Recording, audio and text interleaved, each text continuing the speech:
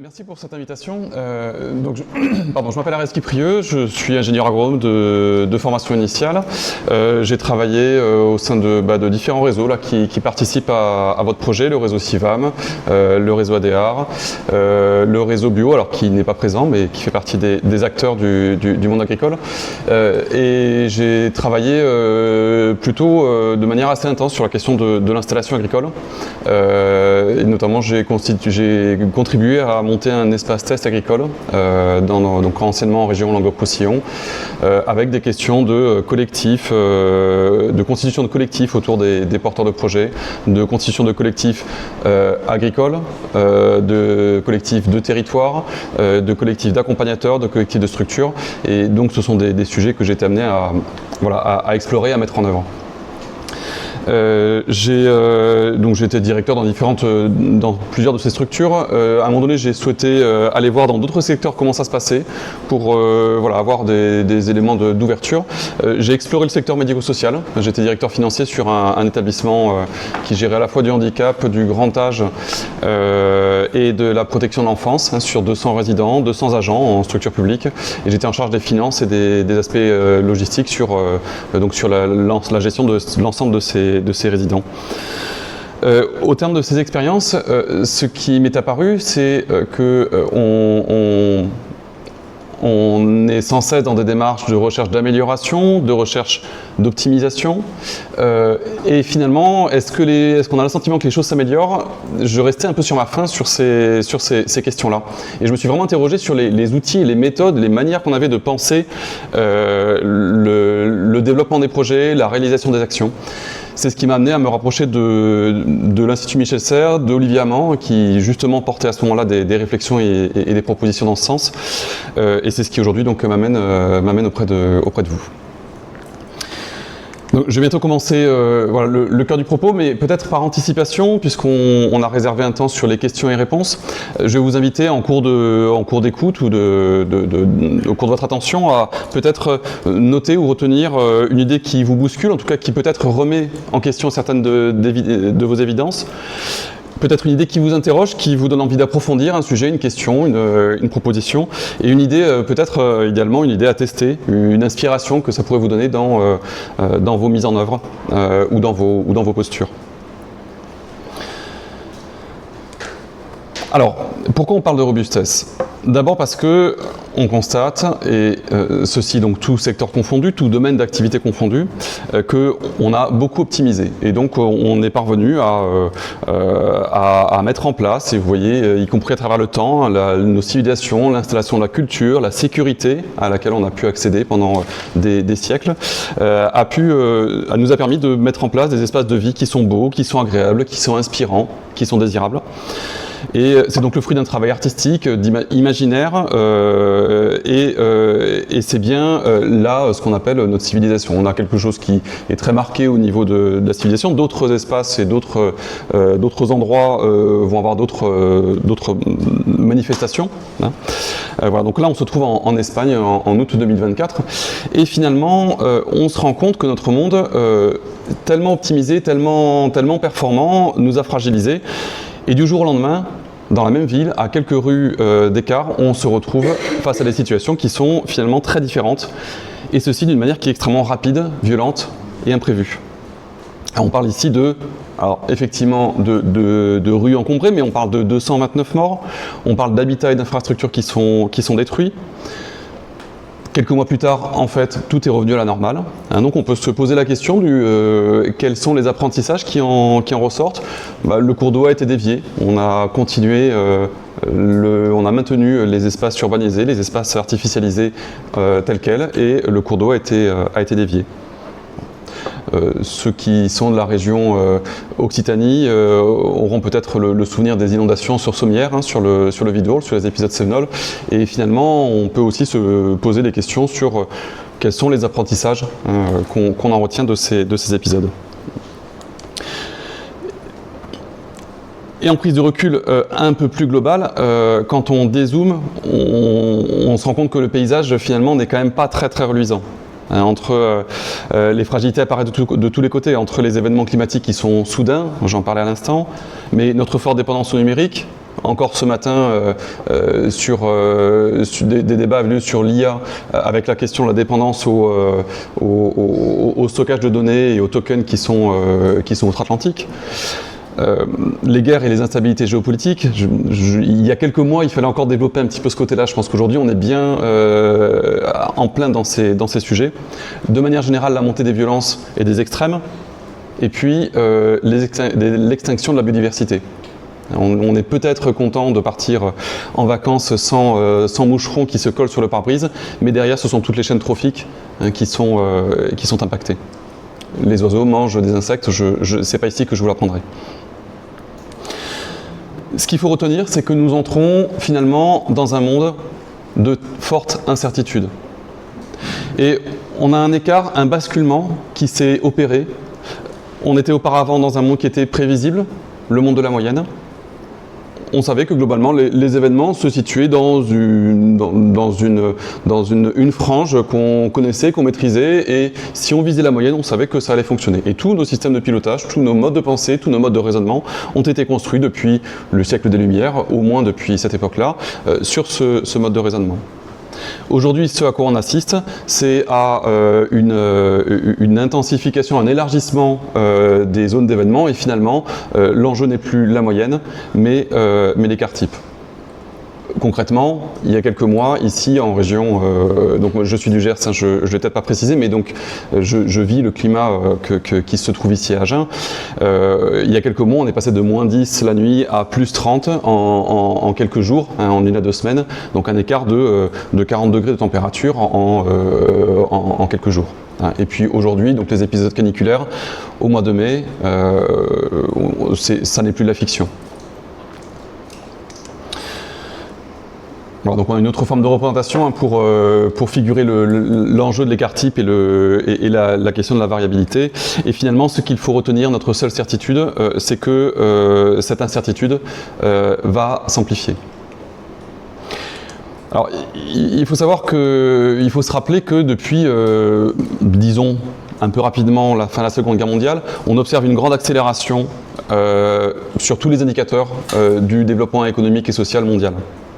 Au niveau de la population urbaine, les utilisations de l'énergie, la consommation d'engrais, l'usage de l'eau, vous voyez, vous avez un ensemble d'indicateurs qui montrent cette courbe qui touche en fait toutes les dimensions de l'activité humaine. En 1972, donc, on a un rapport qui fait date, le rapport du Club de Rome. Donc le Club de Rome, c'est un think tank. Aujourd'hui, on parle de think tank, un groupe de réflexion qui a été créé en 1968, donc pas longtemps avant, et qui réunit toujours des chercheurs, des politiques et des industriels autour de la recherche de solutions à différentes crises, et notamment les crises environnementales.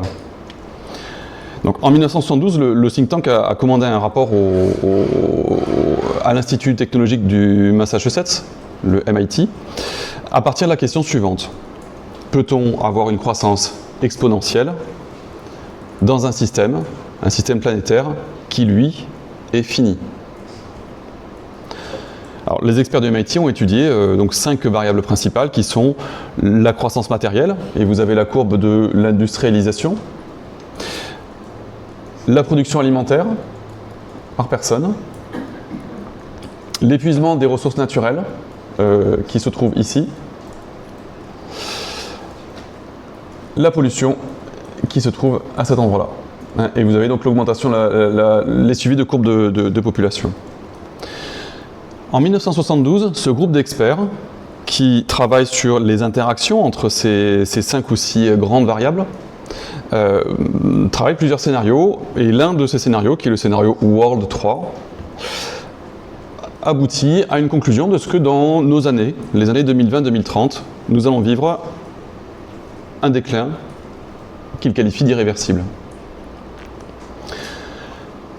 Alors nous sommes en 1972, à cette époque-là, en fait, ce rapport a fait grand bruit. La Commission européenne, en fait, a commencé à s'en saisir et on aurait pu assister à une bascule des politiques, de la manière de conduire les politiques européennes.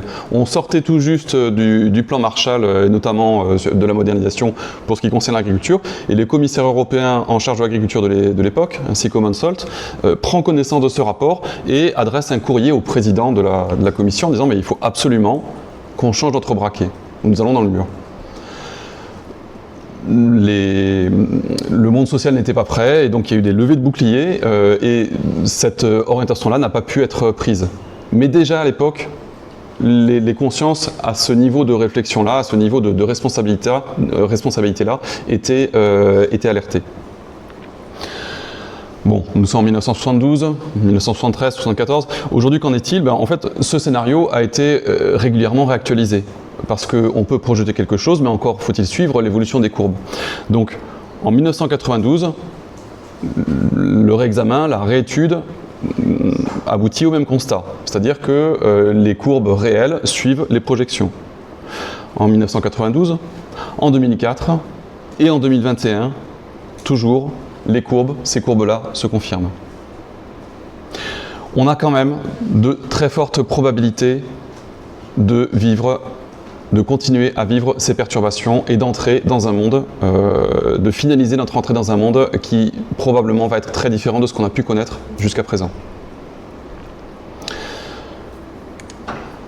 Le GIEC confirme ce type de conclusion, l'IPBES, en charge des questions de biodiversité, l'ONU, mais aussi le monde économique, le forum économique de Davos qui tire des conclusions du même ordre, et puis fait un petit peu nouveau, les agences de renseignement se préoccupent des questions de sécurité. Quand on parle de perturbations, la question de la sécurité des États est dans la balance. Donc la CIA, mais aussi les services secrets britanniques, MI5 et MI6, et puis les services secrets français sont aussi très intéressés et très interrogatifs vis-à-vis de ces perspectives. Alors, je reviens sur le monde universitaire. L'université de Stockholm, par exemple, dans ce fil-là, de manière à pouvoir donner des références, des repères, a travaillé à formuler 9 limites planétaires qu'il s'agirait de ne pas dépasser si l'on veut permettre à notre civilisation humaine de continuer à vivre, à perdurer. Aujourd'hui, donc, on constate que sur ces 9 limites planétaires, 7 sont déjà dépassées. La 7e a été dépassée l'année dernière. C'est donc l'acidification des océans. On voit que certains sont extrêmement avancés. Donc on se demande bien comment est-ce qu'on va parvenir à faire autrement.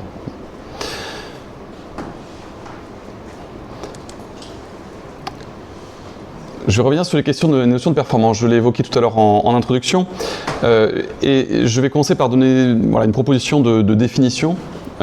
Et la définition que j'adopte, c'est la définition suivante de la performance en tant que somme de l'efficacité, c'est-à-dire atteindre sa cible,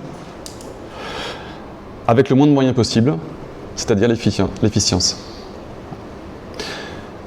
On est donc dans un monde, dans une quête d'optimalité qui est au service de la croissance.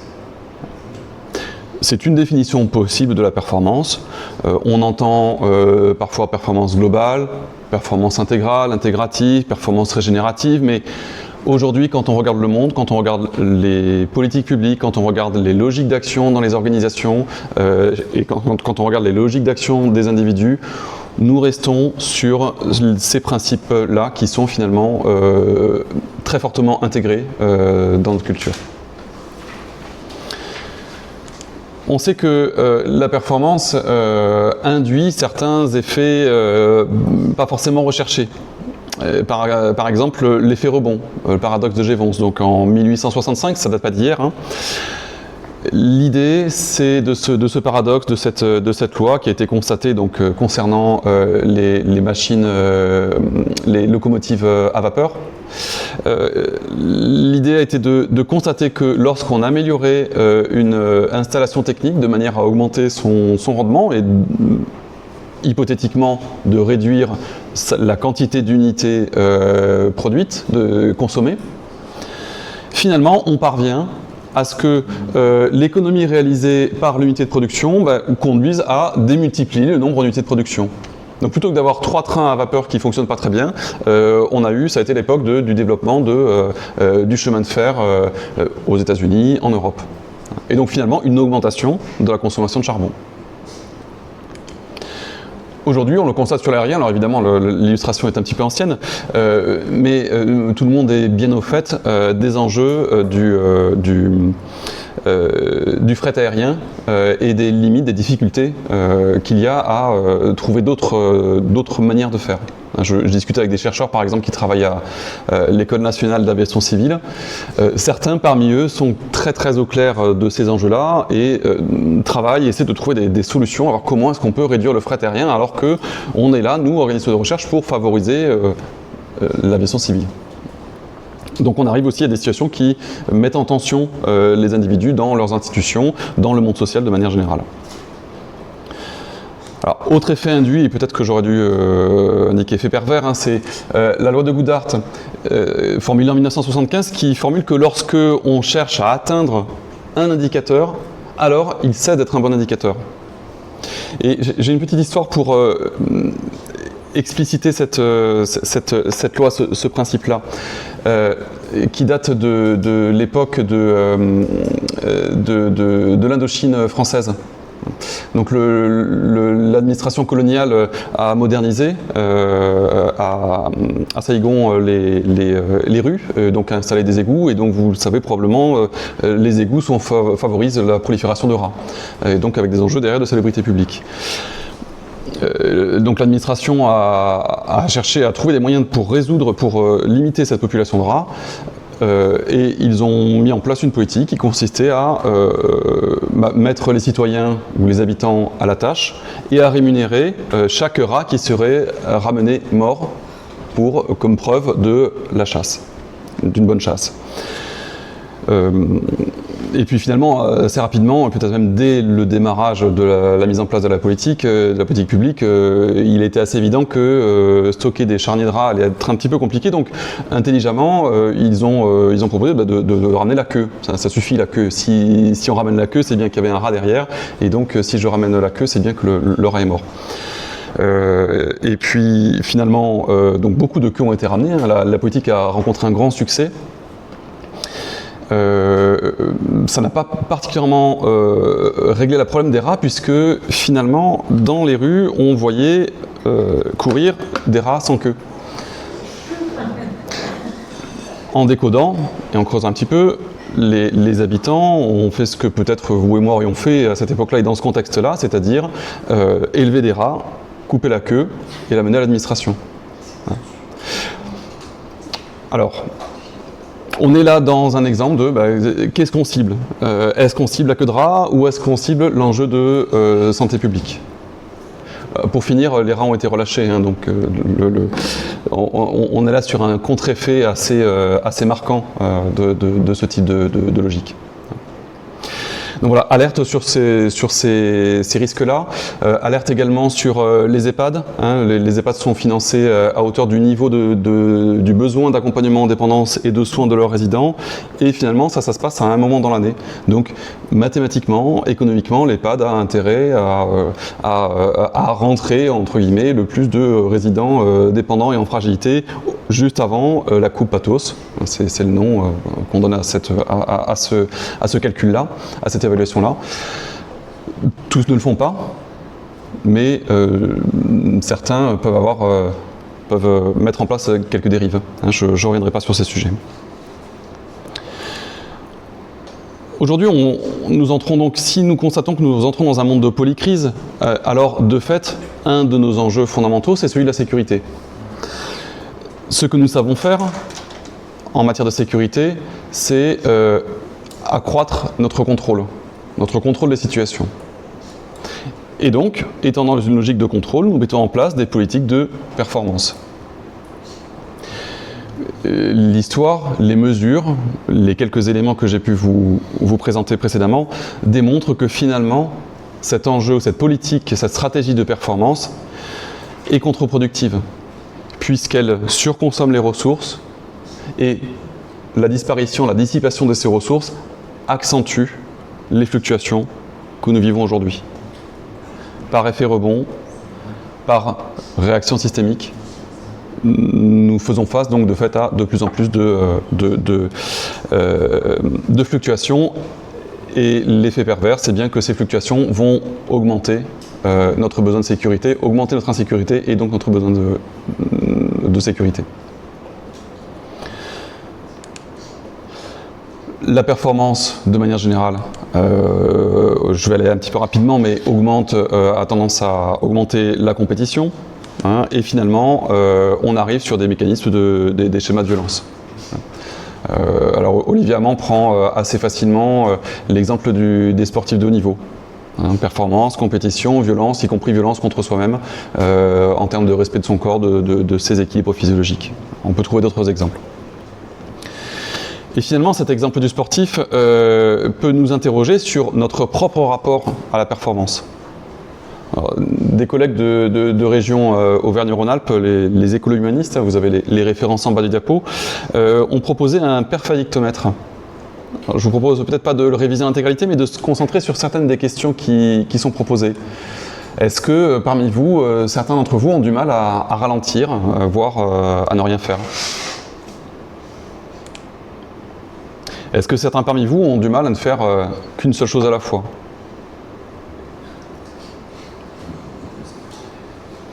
Est-ce que certains parmi vous restent occupés à tiens, comment je pourrais faire mieux, comment je pourrais m'améliorer ?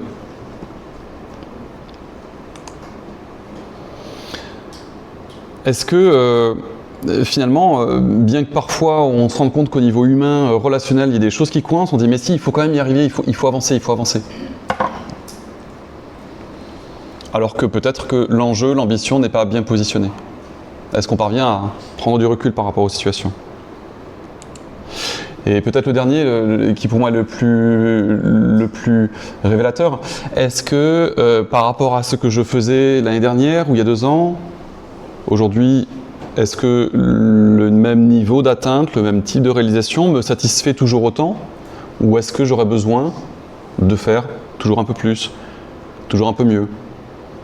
Comment disent les accompagnateurs de personnes, on parle de coach, mais sortir de ses zones de confort, etc. etc.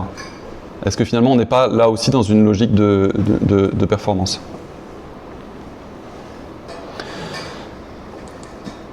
Bien, alors, une fois ces constats et ces réflexions posées, la question c'est bien comment est-ce qu'on peut s'y prendre, où est-ce qu'on trouve des pistes pour habiter demain un monde qui est devenu aussi fluctuant. Et donc en se tournant vers le vivant, on se rend compte assez rapidement que le vivant, de son côté, a sélectionné, avec ma foi quelques milliards d'années, excusez du peu, de recherche et développement, des systèmes qui eux sont complètement sous-optimaux. La photosynthèse présente un rendement record de 1 à 2%. Le corps humain reste stabilisé en période normale à 37 degrés la grande majorité du temps. Alors, le corps humain sait aussi passer à 40 degrés. J'imagine que vous avez toutes et tous, un jour ou l'autre, eu à faire face à une infection, à une maladie, et donc le corps monte à 40, c'est la température. Les enzymes, à ce moment-là, fonctionnent à leur optimalité, pas plus de 3 jours.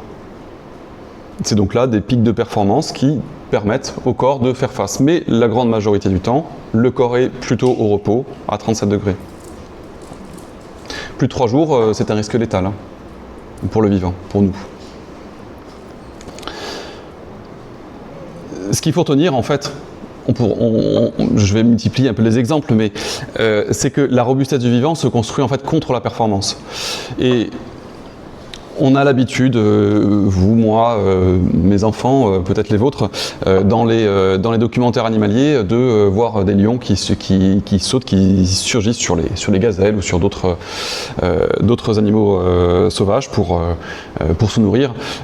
C'est un mythe. Il faut savoir que le lion dort 16 à 20 heures par jour, premier élément. Et deuxième élément, la gazelle s'échappe 9 fois sur 10. Donc parfois le lion mange, parfois le lion chasse. Et parfois le documentaire animalier parvient à saisir cet instant-là. Et c'est cette image-là qui est véhiculée auprès de nous. Finalement, donc, le vivant fonctionne et perdure grâce à des principes qui souvent vont nous sembler plutôt contre-intuitifs dans notre monde moderne, civilisé. Des principes d'inefficacité, des principes d'incertitude, de lenteur, de redondance, d'incohérence, d'inachèvement. Et j'espère pour vous que celui-ci ne vous semblera pas contre-intuitif, de coopération. Coopération, on peut citer les lichens, les mycorhizes, les acacias qui se défendent dans le désert contre les troupeaux de girafes ou de caprins. Alors, donc dans les incohérences, par exemple, on va retrouver souvent des boucles de rétroaction, action et rétroaction, qui disent une chose et son contraire. Vas-y, n'y va pas. Et au milieu, débrouille-toi. Je caricature un petit peu. On va retrouver des mécanismes, par exemple la régulation du taux de glucose avec l'insuline et le glucagon qui sont extrêmement variables et qui permettent la régulation. Et c'est bien ces indications et contre-indications qui permettent la régulation en fait, du taux de glucose. En termes de lenteur, alors voilà, certains animaux hibernent, vous le savez, alors peut-être un peu moins sous nos latitudes, mais pas très loin dans les Pyrénées, on va en retrouver. Et puis le papillon met quelques jours à devenir ce qu'il est. Pour les redondances, nous disposons, en tout cas la majorité de la population dispose par exemple de 2 reins, un seul nous suffit. Et puis toujours en termes de redondance, l'échelle ADN, vous le savez, est construite de multiples reproductions des mêmes gènes qui sont présents plusieurs fois dans l'ensemble du patrimoine génétique. En matière de coopération entre eux, alors en plus ce sont des très belles images, en tout cas je trouve. En matière de coopération, donc, on retrouve au fond des océans des très beaux espaces de coopération entre différentes espèces. Dans nos environnements, on retrouve donc les lichens, qui sont des associations végétales hémicètes, les champignons. Et puis vous connaissez probablement les coopérations entre protéagineuses et Fabacées et Poacées, excusez-moi, ce sont mes vieux souvenirs. Légumineuses et graminées, merci. Toujours en matière de circularité, toujours en matière d'agriculture, circularité, évidemment, la question du cycle du carbone, de l'azote, du phosphore, par entre guillemets ce qu'on a tendance à caricaturer en termes de machine du vivant, et qui finalement est un élément intégré dans un écosystème qui est bien plus vaste.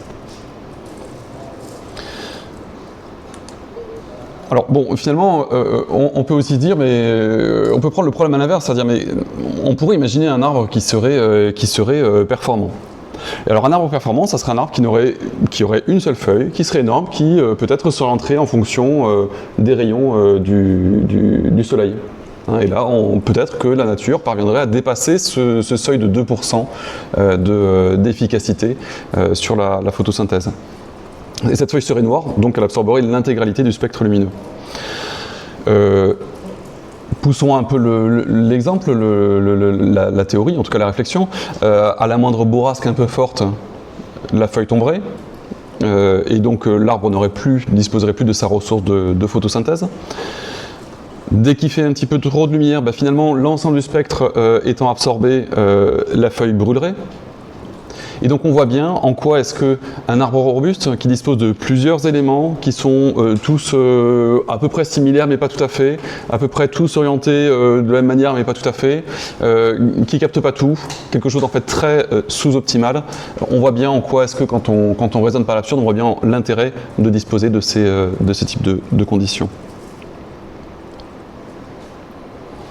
Alors le vivant nous montre aussi certains contre-exemples et nous alerte. Quand on regarde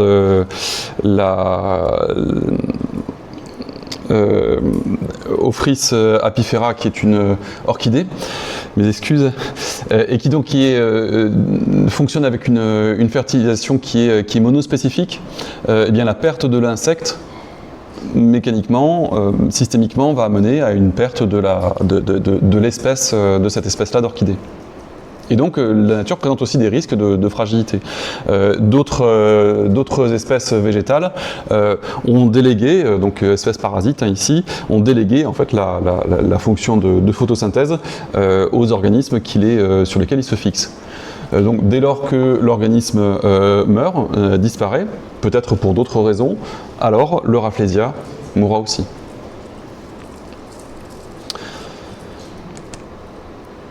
Je vous parle de robustesse, je vais prendre quelques minutes pour reposer, comme je l'ai fait avec la performance, pour vous reposer des éléments de définition. Un système robuste, c'est un système qui sait rester stable sur le court terme, viable sur le long terme, malgré les fluctuations dont je viens de vous parler, et malgré les fluctuations de manière générale. Aujourd'hui, INRAE, par exemple, travaille sur la robustesse des élevages porcins, ou d'autres élevages, d'ailleurs, d'autres races. Et donc, dans un système robuste, on ne court pas après l'objectif immédiat à court terme. En revanche, on va se laisser beaucoup de marge de manœuvre pour être en capacité de s'ajuster en lien avec son environnement. On parle en fait d'invariance face à un ensemble de perturbations. Et vous voyez qu'il y a une question de fluctuation, il y a une question de, si on devait se situer, nous humains, on serait plutôt écosystème humain, sociotechnique humain, on serait plutôt sur le haut de la courbe, le haut de la fenêtre de robustesse, de la zone de robustesse, et les systèmes vivants seraient plutôt, eux, calibrés plutôt vers le bas, voire probablement cette échelle serait beaucoup plus large. On entend beaucoup parler aussi de résilience, mais alors la robustesse, est-ce que ça serait de la résilience finalement? Quel intérêt de parler de robustesse? La résilience consiste à, toujours face à un choc, à travailler un retour à un état stable, après une phase d'absorption, une phase de réponse. Et bien ça c'est une des définitions de la résilience, en tout cas parmi celles qui sont les plus utilisées, les plus diffusées. Certes, mais finalement, dans quelle mesure est-ce qu'un système résilient est en capacité de faire face à une deuxième perturbation, voire à plusieurs? Et donc vous voyez bien qu'en termes de perspective, d'inscription dans la réalité mouvante et fluctuante du monde, on est sur des logiques qui sont alors peut-être complémentaires, mais pas tout à fait. Nous, on a tendance à dire qu'un système robuste qui n'a pas fonctionné doit être résilient. On préfère travailler sur la robustesse des systèmes en amont. En tous les cas, en termes de perspective, jusqu'à présent, on se disait le progrès, c'est gagner en performance. Aujourd'hui, il s'agit très clairement de gagner en robustesse et de parvenir à s'appuyer sur ces principes du vivant qu'on observe pour réinventer nos modes de fonctionnement. Je vous ai parlé des éléments de définition de la robustesse. Aujourd'hui, en 2026, nous avons affaire à un enjeu supplémentaire. Et déjà en 1990, Michel Serres disait « Nous dépendons désormais de choses qui dépendent de nous ». Ce qu'il voulait dire par là, c'est ce qu'on constate aujourd'hui, c'est les écosystèmes nous répondent. Nous ne sommes plus seulement à agir, à exploiter, à organiser, à aménager, mais les aménagements que nous générons, les situations que nous avons provoquées nous reviennent en rétroaction. Et donc c'est cet enjeu-là, donc c'est le caractère systémique, et donc c'est cet enjeu qui induit un enjeu de ce que nous appelons la santé commune, dont nous devons nous saisir. La santé commune, ça consiste en quoi? Ça consiste à dire que, en termes d'enjeux de sécurité et en termes d'enjeux de bien-être, ce que nous devons chercher, c'est bien la santé humaine. Cette santé humaine, elle doit s'appuyer sur la santé des sociétés. Pas de santé individuelle sans santé collective. Sans système de prise en charge, sans système de santé, sans système de solidarité. Et cette société, aujourd'hui, nous devons constater, nous rappeler qu'elle existe, elle peut se structurer parce que nous disposons et nous puisons dans les ressources de l'environnement, des milieux naturels. L'eau, la biomasse, les sols, les écosystèmes. lorsque nous pensons aujourd'hui, lorsque nous organisons aujourd'hui nos activités, nous, l'humanité en général, nous mettons l'accent sur l'économie, avec une hypothèse qui consiste à dire si l'économie va bien, alors le social ira bien, et si le social va bien, peut-être que finalement nous pourrons nous occuper d'environnement. On voit bien que il y a quelque chose qui ne fonctionne pas très bien quand même dans cette logique-là. L'enjeu de robustesse consiste à prendre les choses dans un ordre qui finalement suivrait de manière beaucoup plus proche la logique des écosystèmes et des échelles en fait de dépendance. Il s'agit de mettre en place des activités qui avant tout vont être au service de l'environnement, puisque c'est à partir de la santé de ces environnements, de la qualité des ressources dont nous disposons, que nous allons pouvoir construire des sociétés stables. Et ce sont bien ces sociétés stables qui vont nous permettre de générer de la santé des individus. Et derrière, les modèles économiques que nous devons construire doivent être au service de cet ordre et de cette hiérarchie. Donc si je reprends l'enjeu de sécurité, je vous ai remis ici le cycle pervers, on va dire, de la performance. L'enjeu de la robustesse, l'enjeu aujourd'hui, ça va consister plutôt que de chercher le contrôle, ça va consister à reconstituer des marges de manœuvre, reconstituer des espaces d'expérimentation, reconstituer des espaces d'imperfection, de tâtonnement, de robustesse, hein, de manière à régénérer nos ressources et contribuer à atténuer les polycrises. Et de fait, constituer à régénérer notre sécurité.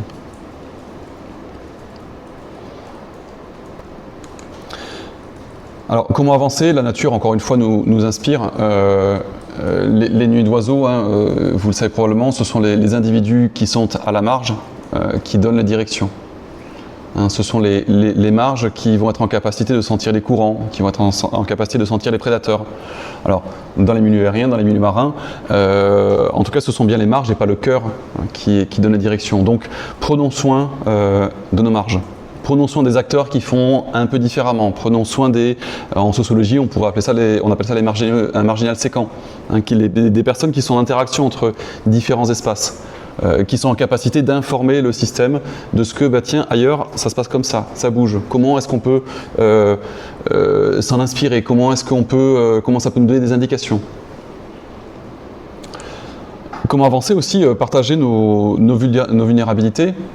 Parce que ce sont à partir de nos besoins non satisfaits que nous parviendrons peut-être à nous mettre d'accord sur des enjeux à atteindre. Et si, le jour de l'incendie, l'un dispose des tuyaux, l'autre du répartiteur et le troisième finalement du camion qui permet de tout classer, peut-être qu'on sera un peu mieux armé, un peu plus prêt à faire face à des choses qui risquent de nous impacter fortement. Je me suis dit qu'il était intéressant de vous parler de coopération, peut-être de vous proposer un éclairage qui provient d'un économiste, qui est économiste de la coopération, qui s'appelle Éloi Laurent, et qui distingue la collaboration de la coopération. Dans collaborer, l'abord, donc le travail, on parle bien de travailler ensemble. Travailler avec un objectif qui est un objectif commun. On dit on a une échéance, on a un projet. Par exemple aujourd'hui vous êtes là sur un projet commun, des échéances communes qui sont celles du projet Agir. Et donc potentiellement ça consiste. Vous êtes ici sur un espace de collaboration. La logique, c'est chacun doit pouvoir repartir de ces temps, de ces espaces en ayant le sentiment d'avoir gagné quelque chose. Dans la coopération, la proposition, elle est de penser les choses un petit peu différemment. Alors dans Opérare, il y a une notion d'œuvre. Hein, on parle d'une œuvre, on ne parle pas d'un travail, on parle d'une œuvre. On est sur quelque chose qui est un petit peu différent. En termes d'horizon, la coopération propose de voir un peu plus loin clairement plus loin que strictement l'échéance ou le projet. Et finalement, voir plus loin, ça consiste en fait à réfléchir, à rêver, à contempler, à imaginer ailleurs que simplement l'échéance et peut-être du coup le remplissage d'indicateurs. Dans la coopération, en fait, on va viser une logique de commun Et peut-être que ma performance à moi ne sortira pas particulièrement améliorée. Je ne serai peut-être pas particulièrement gagnant d'un temps collectif avec d'autres personnes. Mais j'espère que peut-être mes contributions, mes apports auront pu contribuer à ce que la robustesse du collectif, pour le coup, soit renforcée. Donc peut-être que personnellement, individuellement, j'y perds, mais en revanche, c'est pour quelque chose qui est, pour le coup, collectif et sur la consolidation du faire ensemble. Alors vous avez des ouvrages sur Coopérer, se faire confiance 2024 qui est par exemple très accessible et assez clair sur ces notions-là et qui donne quelques éléments de perspective. Alors concrètement, en fait, je vais passer un petit peu rapidement, mais sur des exemples de coopération, il va bien s'agir de se mettre ensemble pour réfléchir différemment au sujet qui nous rassemble. Et peut-être se reposer les questions. Pourquoi on est là? Est-ce qu'on est là pour un projet? Est-ce qu'on est là pour une ambition? Pour résoudre des problématiques? Au fait, quelles problématiques? Nous, on parle de questionner la question, de parler du travail, parler de ce qu'on vit au quotidien. C'est notre vécu. On est là, on a un tiers de notre temps qui est dédié, consacré à l'activité de travail. Qu'est-ce qui fonctionne bien, qu'est-ce qui fonctionne moins bien? Comment est-ce qu'on peut se questionner, trouver des manières de faire différentes? Intelligence collective, je pense que probablement avec vos groupes d'agriculteurs, ce sont probablement des pratiques que vous avez. Élargir encore une fois la surface des parties prenantes dans les réflexions collectives que vous avez, et puis les temps informels. Alors en général sur ce type d'événement, il y a une place qui est faite au temps informel. Les temps des repas, j'entendais qu'il y avait une question de nombre de chaises. On m'a invité à me mettre debout, je ne sais pas trop ce que ça veut dire, mais j'espère en tout cas qu'on parviendra à avoir des échanges hors cadre formel. Toujours comment avancer? Alors identifier ce qui est déjà là et qui peut nous sembler peut-être incohérent, sous-optimal. Un magasin isolé dans une bourgade, quel intérêt? Mais finalement, l'intérêt y est. Des Fab Labs avec des machines qui servent à... on ne sait pas trop, venez et essayez, vous allez voir. Et ce sont des espaces de créativité finalement. Voilà, événements culturels, moments festifs. Donc prendre soin de ces espaces de rencontre, de ces espaces de création, de ces choses qui finalement il serait quand même beaucoup plus simple d'aller au drive. Toujours comment avancer? Alors il y a aussi des questions de restauration. Comment est-ce qu'on peut restaurer la robustesse quand elle a disparu? On est ici en centre Val-de-Loire et vous voyez certains effets de l'aménagement rural avec un ruisseau qui a été canalisé et qui malheureusement déborde de manière assez fréquente sur cette prairie. En 2024, il a été décidé de recréer les méandres initiaux, alors même si c'est approximatif, mais de manière à recréer les effets tampons du cours d'eau. Et on voit ici l'ancien tracé sur la bordure, qui est donc le ruisseau que vous aviez ici. Dans les déjà la robuste, alors j'aime beaucoup parler de néolocaux et de TELED. Il n'y a pas de Normand dans la salle? Mes excuses d'avance. Néoloco est une entreprise normande qui fabrique du pain et qui torréfie des graines. Alors, de fait, vous le savez, la Normandie n'est pas réputée pour son taux d'ensoleillement. Eh bien, cette activité est réalisée à partir de l'énergie solaire. Je ne parle pas de panneaux, je parle de fours avec des paraboles qui captent la lumière du soleil et l'énergie solaire. Le fait de penser la mise en place de cette activité à partir de la ressource et non plus à partir de l'objectif a induit quelques nœuds au cerveau et finalement quelques reconfigurations. Si je fabrique mon pain ou si je torréfie mes graines, au moment où le soleil est présent, alors il est fort probable qu'à 6h ou 7h du matin, au moment où les clients ont l'habitude d'aller chercher leur pain à la boulangerie, eh bien, ils trouvent quelque chose comme une porte close. Si je choisis de faire cuire mon pain et mes graines aux heures d'ensoleillement, alors il peut arriver que, et surtout en Normandie, que le soleil arrive le samedi ou le dimanche. Donc en termes de journée de travail et en termes d'organisation sociale et collective pour produire ce pain et ces graines, ça induit quelques reconfigurations. Si je fais cuire mon pain dans des fours solaires, alors probablement la température de cuisson n'est pas la même que celle des fours industriels. Et donc je dois retravailler mes levains, mes farines, puisque le temps de lever n'est pas le même, le mode de faire la fermentation n'est pas la même. Et finalement, derrière, cette entreprise a décidé aussi de commercialiser, au vu de ces particularités-là, de commercialiser d'une manière qui lui est spécifique et de reconstituer des réseaux de commercialisation avec des dépôts de pain. Peut-être certains ont été visiter les pays nordiques. On trouve sur les bords de route des boîtes alors selon les saisons, à pommes de terre, à miel, avec une boîte à sous. Et donc on prend... il n'y a personne pour vérifier, il n'y a pas de webcam, il n'y a pas de... Et voilà, en fait, ce système-là a été mis en place pour ce pain et ça fonctionne plutôt très bien. Le fondateur Arnaud Créteau a formalisé ces principes dans le cadre d'une méthode, de la méthode TELED, qui consiste à réaliser les tâches énergivores lorsque l'énergie est disponible. Et donc vous voyez bien que dans la pyramide, on part bien des enjeux de préservation des ressources naturelles pour construire progressivement l'ensemble de l'édifice et du projet de production, du projet social, du projet économique.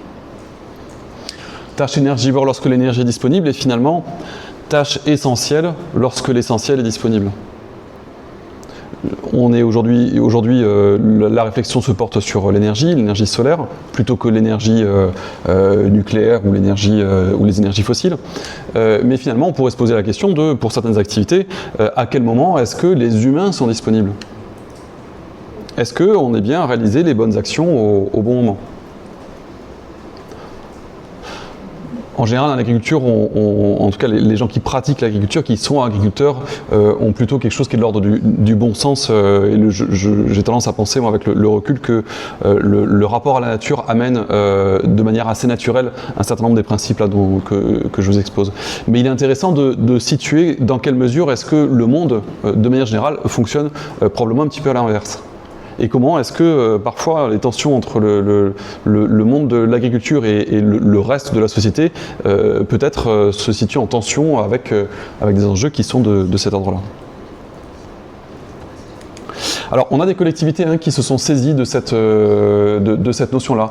Sur le SCOT, donc sur Nantes-Saint-Nazaire, le projet d'aménagement stratégique de la zone Nantes-Saint-Nazaire a intégré donc sur 3 chapitres le projet d'aménagement stratégique, un document de planification. Contient 3 chapitres, a déterminé 3 axes de travail. Le deuxième est centré sur la robustesse. Chapitre 2, la robustesse comme objectif désirable. L'Adresse, qui est une association de structures de développement dans les Alpes, a inscrit la robustesse en tant que moteur, en tant que mode de réflexion pour réfléchir sur l'habitabilité de ces territoires ou de son économie. Et puis la fonction publique territoriale, le Centre national de formation de la fonction publique territoriale, le CNFPT, propose des parcours qui intègrent la robustesse dans ses contenus. Et récemment, l'INET, qui eux forment les directeurs de structures territoriales, directeurs de comités de communes, directeurs d'agglomération par exemple, directeurs généraux ou de départements, l'INET forme aussi à la robustesse. Peut-être dans les exemples plus récents et au niveau des sphères politiques, on a souvent du mal à faire infuser ce type de notions, mais récemment, j'ai pu entendre deux personnalités qui mobilisaient la notion. Alors, Marine Tondelier, peut-être que ça étonnera relativement peu de personnes, mais Agnès Pannier-Runacher également, qui en parle plutôt pas trop mal. Bien, donc déjà la robuste, s'appuyer, déjà renforcer ce qui existe et derrière essayer d'aller plus loin. Et pour aller plus loin, il faut bien parvenir à se situer. Et donc pour ça, on propose de tester sa capacité à naviguer dans les fluctuations. Alors nous, au sein du collectif larobustesse.org, on utilise des cartes, des sets de cartes. On se dit c'est quand même sympa de pouvoir travailler avec des choses qu'on peut manipuler, des images, des objets. Et donc on va imaginer, par exemple, un crash d'Internet durant 3 mois. Alors certains diraient, l'IA aujourd'hui, finalement on coupe l'IA pendant 3 mois, on est déjà un petit peu embêté. Voilà.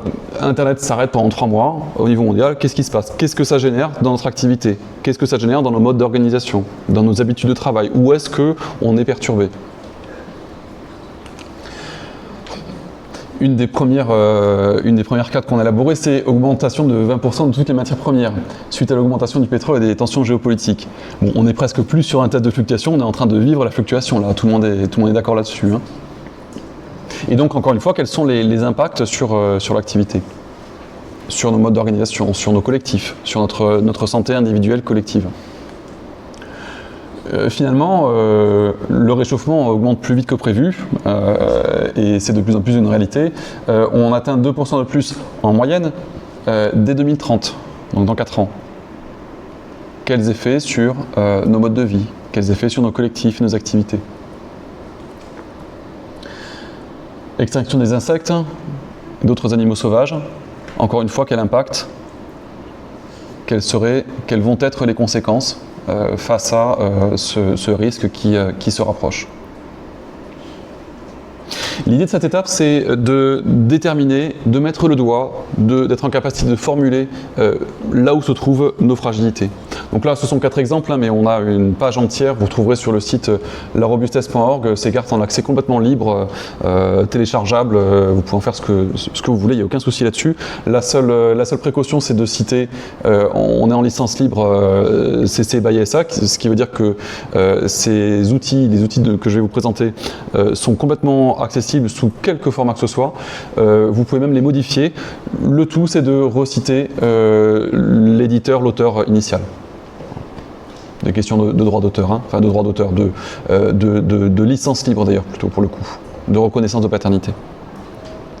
Donc tester sa capacité à naviguer et identifier là où se situent pour nous, pour vous, les points clés, là où les fragilités méritent d'être regardées et d'avoir un peu de temps consacré à se poser la question.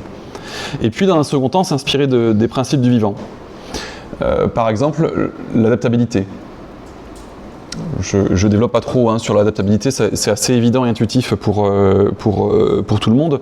Alors peut-être une petite nuance, on va parler d'adaptabilité et pas d'adaptation. Quand la perturbation arrive, je m'adapte. Mais est-ce que je suis en capacité, est-ce que je maintiens une capacité, et ça c'est une adaptabilité, est-ce que je maintiens de manière générale une capacité à évoluer plutôt qu'à chaque fois m'adapter à voir l'événement, me recoller. L'adaptabilité est voilà, un peu plus large. On parle de marge de manœuvre. Hein. Des redondances, doubler, tripler des éléments. Des incohérences. J'accélère, mais aussi je ralentis. Je vous parlais tout à l'heure des rétroactions dans les mécanismes biologiques et biochimiques. La lenteur. Et alors, je me suis prêté à un petit exercice qui est singulier parce que si vous m'aviez suivi, quand on parle de robustesse dans les systèmes humains, en fait, on va beaucoup parler de coopération.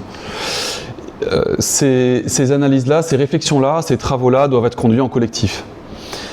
Mais j'ai quand même souhaité vous donner quelque chose comme des pistes, en tout cas quelque chose qui est de l'ordre de l'amorce de réflexion. Et donc j'ai fait un exercice un peu particulier qui consiste à faire un brainstorming moi-même avec moi-même, ce qui n'est pas très robuste en soi, puisque en termes de collectif on fait mieux. Mais voilà, je me suis interrogé à partir de ces principes, comment est-ce que, si je prends ces 4 principes, comment est-ce que ça pourrait se traduire dans la question qui, si j'ai bien compris, est celle qui vous rassemble, qui est celle des apports des collectifs pour rendre des installations agricoles plus robustes. Et sur le principe de lenteur, par exemple, alors oui, certes, le collectif, la coopération, ça prend du temps, c'est lent, probablement parfois ça piétine. Et finalement, on peut se dire que ça consiste à prendre le temps de coopérer, le temps de créer du réseau, le temps de constituer des ressources entre pairs, les réseaux de soutien. La lenteur, ça permet aussi d'accéder, lorsqu'on en a besoin, lors des besoins, des pics de performance, des coups de fièvre, des coups de chaud, d'accéder à des ressources, des coups de main, des outils, du matériel, alors sur les réseaux Kuma, et puis du soutien d'autres ordres, de manière plus générale, y compris au niveau des territoires. Si on prend le principe d'incohérence, finalement, j'utilise la terminologie jeune, hein. Aujourd'hui on sait très bien que la démographie de l'installation agricole est plus difficilement qualifiable de jeune aujourd'hui, mais c'est pour rester simple. L'incohérence, donc, on peut dire que finalement, ça induit et ça permet aux jeunes installés en tout cas, à opérer, à travailler sa capacité à opérer ses propres choix, à ne pas suivre un seul conseil ou une seule indication qui serait la plus performante pour le coup. Le principe de redondance, finalement, peut-être que le matériel ou les ressources humaines, les ressources sociales peuvent être disponibles en cas de besoin. Et on pourrait poursuivre la réflexion en termes d'adaptabilité et puis probablement prendre d'autres principes du vivant qui pourraient inspirer le comment faire ou comment qualifier ou comment améliorer la robustesse des installations. J'ai notion aussi de ce que dans le cadre du projet qui vous rassemble, il est aussi question des collectifs d'accompagnateurs. Et donc j'ai pioché un peu, encore une fois, complètement au hasard, je ne vous le garantis pas, le principe d'hétérogénéité, cultiver la diversité à tous les niveaux, le principe de redondance, doubler ou tripler les éléments, toujours le principe d'incohérence, et alors le principe de coopération, surtout quand les ressources sont rares. Et c'est peut-être aussi une réalité qui peut être traversée par certaines structures. Et suivant le même exercice, le même principe, je me suis dit, en termes d'hétérogénéité, finalement, si tout le monde ne dit pas la même chose, vous avez probablement des apports qui sont complémentaires. Si vous êtes plusieurs à faire à peu près la même chose, finalement, ça peut aussi constituer un travail de prise de relais. En termes d'incohérence, l'un dit A, l'autre dit T, ça peut constituer des pas de côté sur les pratiques, sur les manières de faire. Et donc là, on est, en coopération, je développe pas, je vous laisserai là creuser cette question-là si vous le souhaitez. Mais encore une fois, là, on est sur des questions, le faire ensemble, la robustesse va se construire d'une manière qui va enrichir la possibilité de répondre à une diversité de situations. Bien, peut-être, je suis en train d'arriver au terme là, des éléments de présentation, mais à retenir en fait qu'il s'agit aujourd'hui de chercher à trouver des nouveaux équilibres entre une performance qui jusqu'à présent était est toujours surpondérée versus une robustesse qui est à consolider, à entretenir et à renouveler. Je vous indique également quelques ressources. Donc en format papier, vous avez évidemment les ouvrages d'Olivier Hamant. L'antidote occulte de la performance, qui est une très bonne introduction et qui reprend l'essentiel des notions dont je vous ai parlé. Le manifeste pour une santé commune, si la notion vous intéresse, qui reprend aussi les éléments de méthode sur comment s'y prendre. Je vous ai présenté les éléments de pyramide inversée, vous aurez plus de détails dans ce manifeste. Et puis ces ouvrages socles, La troisième voie du vivant, L'entreprise robuste, son dernier ouvrage sur les chroniques d'un monde qui craque, qui est très intéressant parce que voilà, on a des exemples de situations qui montrent que en fait, le monde que nous connaissions est en train de se terminer et qu'un nouveau monde est en émergence. Et tout est documenté. Et puis en ligne, donc le site de l'Institut Michel Serres pour ceux qui relèvent un peu des idées fortes, et surtout le site de la robustesse.org, encore une fois, où le tout est en partage sincère, donc accessible et réutilisable en licence libre. Pour reboucler, donc, je crois qu'on va arriver sur les temps de questions-réponses. Je vous proposais en début d'intervention de retenir une idée qui bouscule, une idée qui interroge, et une idée peut-être à tester. Et j'avais envie de vous proposer peut-être de redonner la main à l'animation, et si l'animation souhaite se saisir de ces propositions, en tout cas je reste à votre écoute et je suis prêt à discuter avec vous.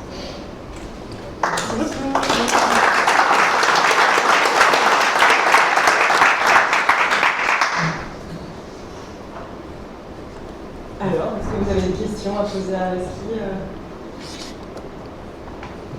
Ça n'a rien évoqué en vous par rapport à vos métiers, les métiers des gens que vous accompagnez? Si. Ah, bon, quand même. Si C'est parce qu'ils n'osent pas, mais maintenant ils vont oser parce que je vais commencer.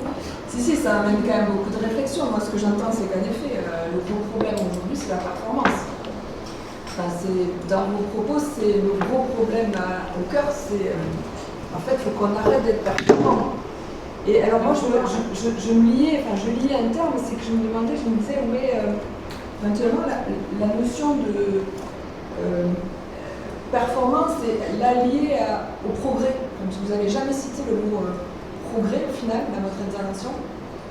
Et pourtant, on pourrait assimiler au fait que quand on est performant, on peut développer en fait source de progrès et donc de mieux. Parce qu'en effet, ça peut être un peu anxiogène, ce que vous avez... alors, je ne dis pas que c'est totalement réel et objectif, mais c'est un peu anxiogène quand même. Et du coup, est-ce qu'il n'y a pas quand même... Est-ce que c'est vraiment foutu et donc il y a vraiment bien à en tirer. Et auquel cas, je me dis...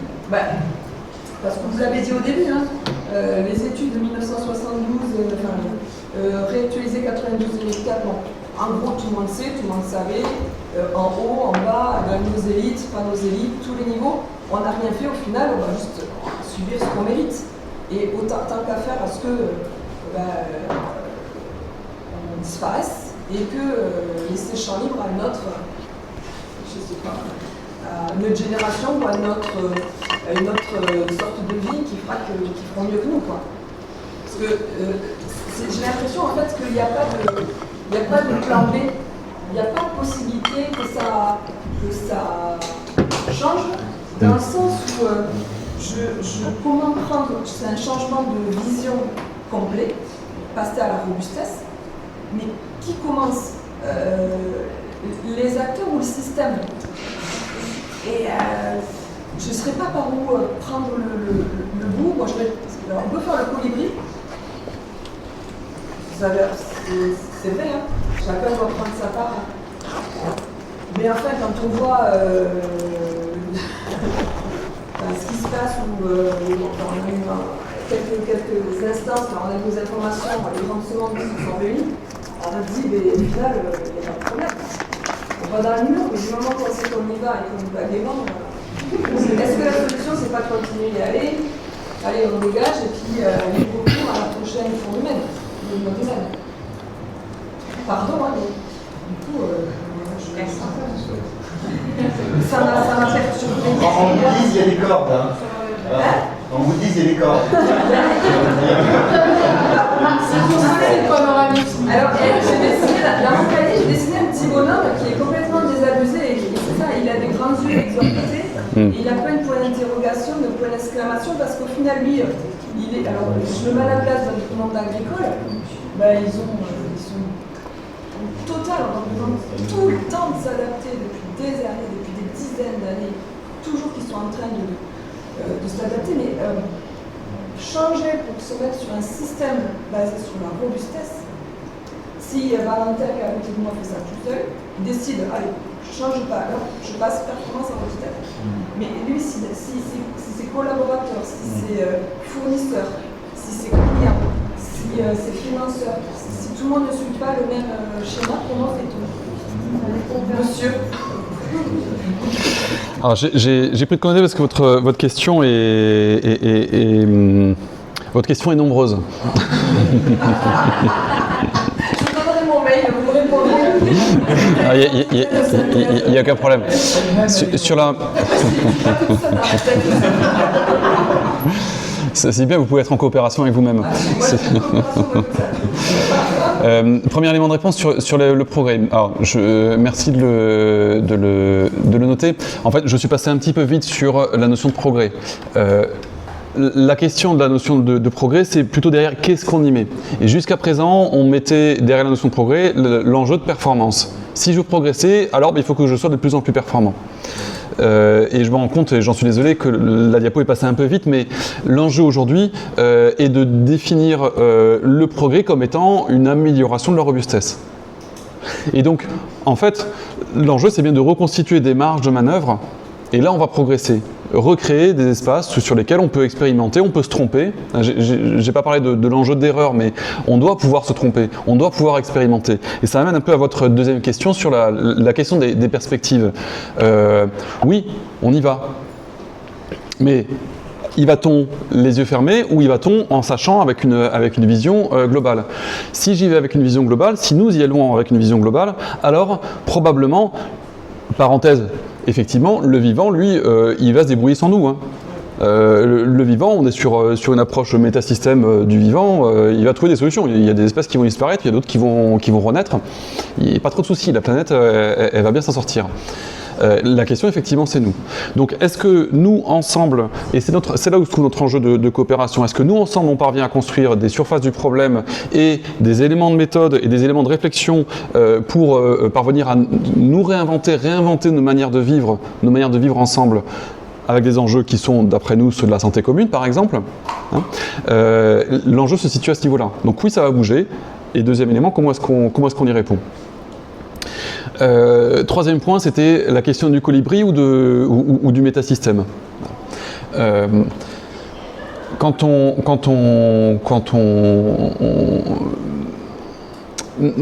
Notre enjeu, d'après nous, c'est bien d'agir à tous les niveaux. Maintenant, on sait que certains espaces sont plus ou moins perméables. Et j'ai été très content de pouvoir vous annoncer que Marine Tondelier et Agnès Pannier-Runacher, parmi d'autres, on espère qu'ils seront encore plus nombreux demain, ont entendu parler de notion et s'en emparent. Ça veut dire qu'on parvient à accéder à certaines sphères du pouvoir, ou en tout cas des responsabilités politiques, sur lesquelles peut-être qu'il peut se passer des inflexions. On sait qu'ailleurs dans le monde, c'est clairement pas possible. Peut-être que ça se fera autrement. Sur la stratégie du colibri, je peux vous rejoindre. Est-ce que moi tout seul, ou est-ce que peut-être nous, 25, 30 tout seul, quel est le poids, est-ce que ça doit nous empêcher d'avancer ? Est-ce que ça doit nous empêcher de faire ce qui nous semble être bon, aller dans le bon sens? Est-ce que ça doit nous empêcher d'aller parler à nos voisins et de communiquer nos réflexions? Est-ce que finalement, ça ne nous amène pas à développer notre capacité de dialogue avec, et de sortir de nos sphères habituelles? On est quand même dans une société qui est extrêmement, qui se polarise de plus en plus, et où le fait de parler à ses voisins, de parler à des personnes qui sont différentes de nous, c'est quelque chose qui est devenu pas très naturel, d'autant plus depuis 2020, depuis le Covid. Donc on a des enjeux de participation, des enjeux de communication, des enjeux de partage, à mon sens. Est-ce qu'il y avait une quatrième question? J'avais noté robustesse globale. Du coup, ça rejoint cette question-là, ça rejoint le fait d'être ensemble autour d'une vision commune. Moi, je pense qu'il faut pouvoir parler, regarder les choses, partager les constats. Et un des enjeux, c'est, à mon sens, de désamorcer la peur. Parce qu'effectivement, quand je vois un mur et que je suis à toute vitesse, normalement, si je suis bien constitué, j'ai peur. L'enjeu est plutôt de s'appuyer sur ce qui existe, et c'est un des points de méthode qu'on propose, c'est de constater que la robustesse est déjà là. Arrêtons de regarder ce qui n'est que performant, regardons ce qui est déjà robuste. J'apprends à ma fille à conduire en conduite accompagnée, je lui dis mais regarde où tu vas, regarde pas ton volant, regarde où tu vas. Le volant suivra.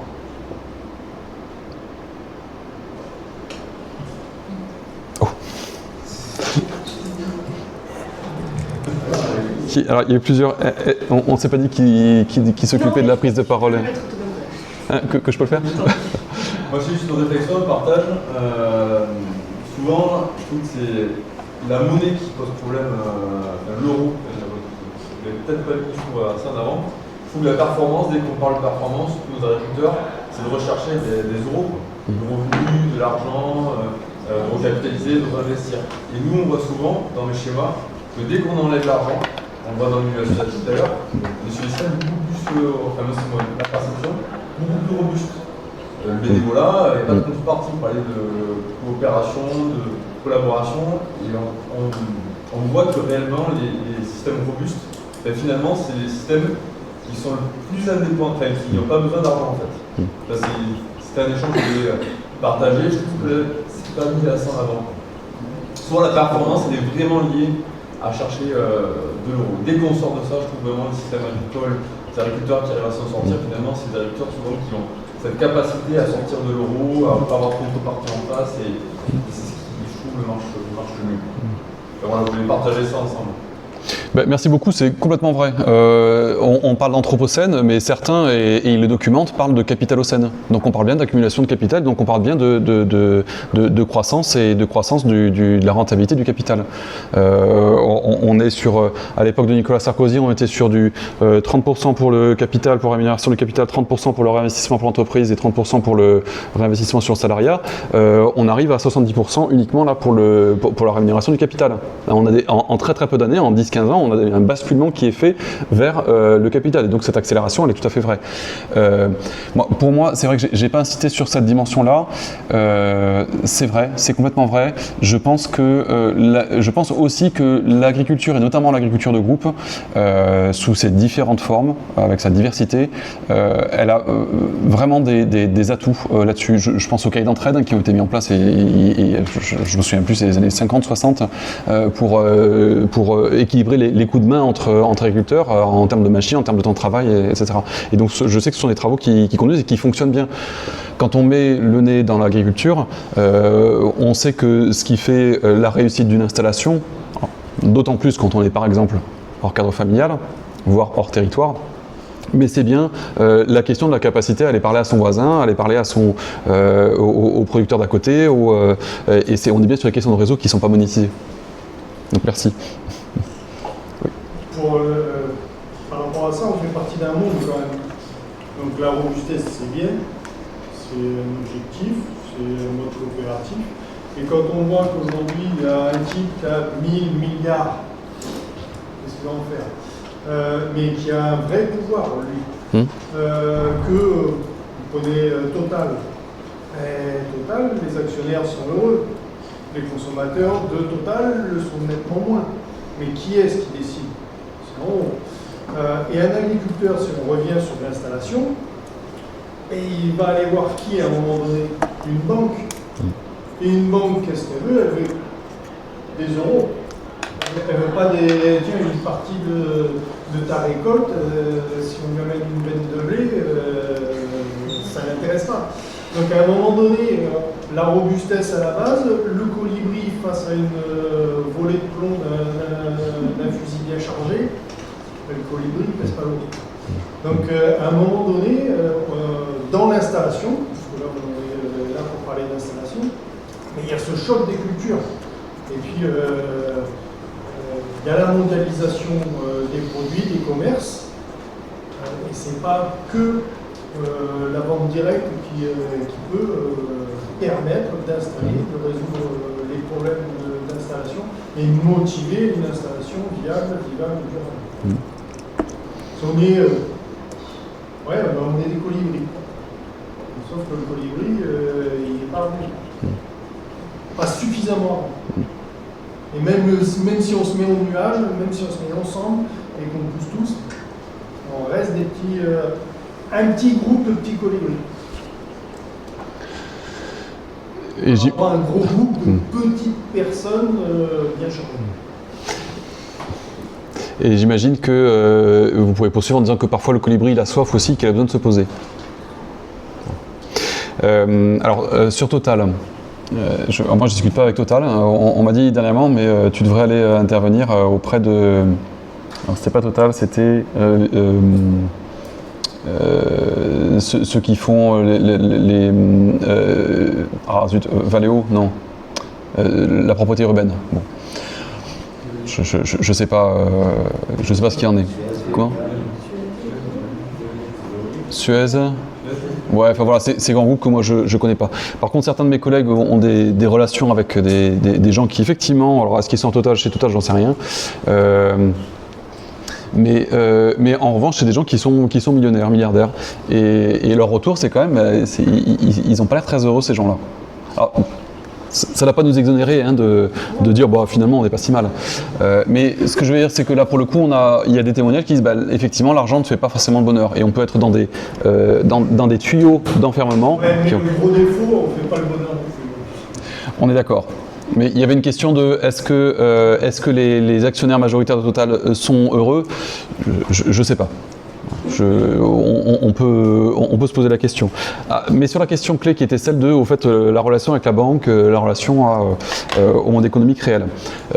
Oui, et en même temps, est-ce que si on parle des réseaux de mutualisation, est-ce que finalement, par exemple, les CUMA ne sont pas des moyens de réduire les charges d'emprunt, les charges de mécanisation, donc d'emprunt, etc.